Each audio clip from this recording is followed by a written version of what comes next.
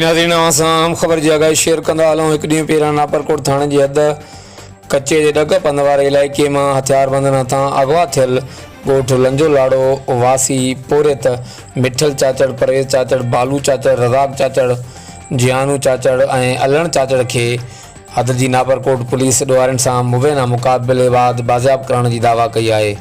जी नाज़रीन, असां अहम ख़बर जी आगाही शेयर कंदा हलूं। हिकु ॾींहुं पहिरियां नापरकोट थाणे जी हद कचे जे ॾकबंद वारे इलाइक़े मां हथियारबंदनि हथां अगवा थियल ॻोठ लंजो लाड़ो वासी मिठल चाचड़, परवेज़ चाचड़, बालू चाचड़, रज़ाक चाचड़, जियानू चाचड़ ऐं नींगर अलण चाचड़ खे हद जी नापरकोट पुलिस ॾोहारियुनि सां मुबैना मुक़ाबिले बाद बाज़ियाब करण जी दावा कई आहे। ॿिए तरफ़ इलाइक़े में चौबोल आहिनि त पुलिस राजूनी कोशिशुनि ज़रिए मुग़िन खे बाज़ियाब करायो आहे। मुग़िन जे बाज़ियाब थियण ते संदसि घर जूं रुठल ख़ुशियूं मोटी आयूं आहिनि। हर वक़्तु आगाहण लाइ ॾिसंदा रहो GTN वेब न्यूज़।